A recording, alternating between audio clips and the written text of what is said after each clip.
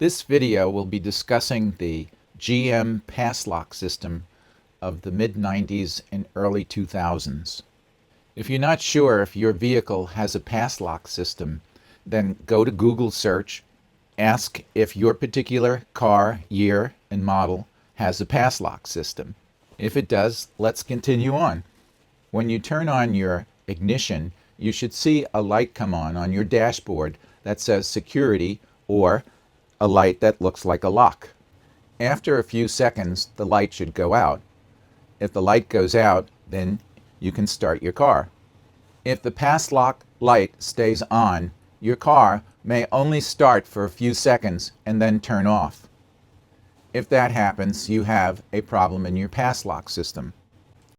If this is the case, the first thing you should do is check the Passlock security fuse. The Passlock security fuse is fuse 21. Check to see if it is a good fuse. If it is not, replace it. If the fuse is good, the problem is probably in the Passlock security module. This is what a Passlock security module looks like. You will notice it has a green electrical plug. This will help you to identify the Passlock security module. The Passlock security module has a product number on it, which is specific to your vehicle. When you get a new one, that number will be important in identifying the proper replacement. If your Passlock module is bad, you can do a Google search, buy Passlock security module, and put in the product number, and it will give you various choices on where to buy one. I purchased a used one on eBay. It was $79 with a $12 shipping charge. Fortunately, the one I purchased worked fine. There are other options that have you send in your broken module and they will repair it. I found that that was up to $200. You can tell if the module is bad by opening it up and physically or visually examining it. In this particular case, I found a burnt component and it was easy to identify. Once you replace the module, when you turn your ignition key on, the Passlock security light should be flashing. When the Passlock light is flashing, it'll be necessary to reprogram the module to match your particular key. This process takes about 30 minutes to complete. If your battery goes dead during this process, you will have to repeat the entire process. I recommend that you remove the DRL fuse number 15. This fuse keeps your headlights on when your ignition is on. If the headlights stay on while the ignition is on, you will definitely drain your battery. So during the Passlock key reprogramming, remove the DRL fuse. Turn the headlight switch off. You may also want to put a battery charger on your battery to make sure that it won't drain during this process. To reprogram the module, turn your ignition switch to the on position without starting the engine and allow the security light to flash for about 10 minutes. The security light will stop flashing and remain steady. At this point, turn your ignition switch off and wait about 10 seconds. Turn the ignition switch back on without starting the engine, and the security light should be flashing again. Wait another 10 minutes until the light turns steady. When the light turns steady, turn your ignition switch off for about 10 seconds. Turn your ignition switch back on without starting the engine, and your security light should be flashing again. Wait another 10 minutes until the security light turns steady. It should remain on steady for a few seconds and then turn off. If the security light turns off, the programming is completed. You can turn your ignition off.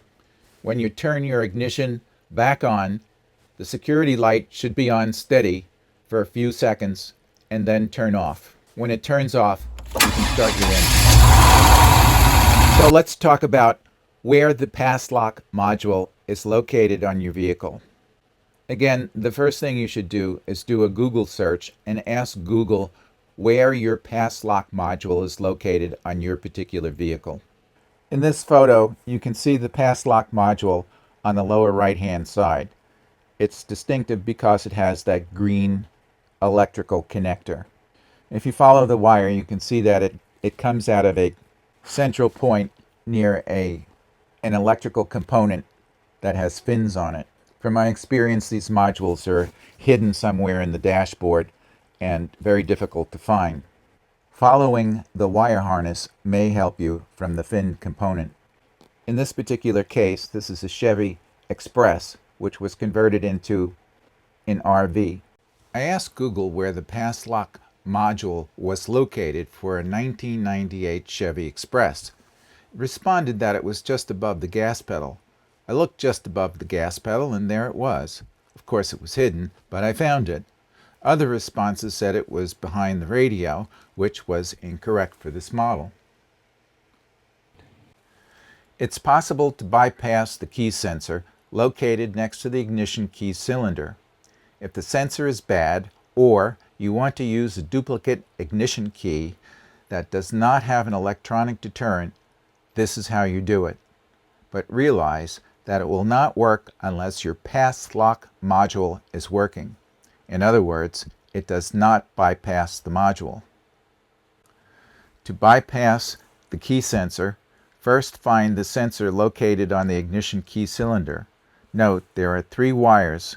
One wire is yellow, one is black with a tan stripe, and the third is red with a white stripe. The color may vary on different models. So trace the 3 wires around the ignition key cylinder. Follow them down the steering column.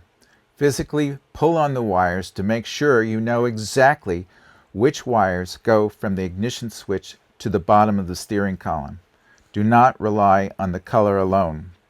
Once you have identified the 3 wires, cut the black wire with tan stripes and solder one end of a 2200 ohm resistor to the cut wire. Cut the yellow wire and solder the other end of the resistor to the lower end of the yellow wire. Tape the upper end of the yellow wire. I purchased 100 2200 ohm resistors for about $6 on Amazon. Now that the soldering is complete, tape the wires. Tape the lower yellow and black with a tan stripe wires together. Tape the upper yellow wire's end. Then tape all the wires together. And then tape the bundle to the steering column wires. You will now have to reprogram the Passlock module for this new key modification. Use the procedure previously described in this video. And thanks for watching.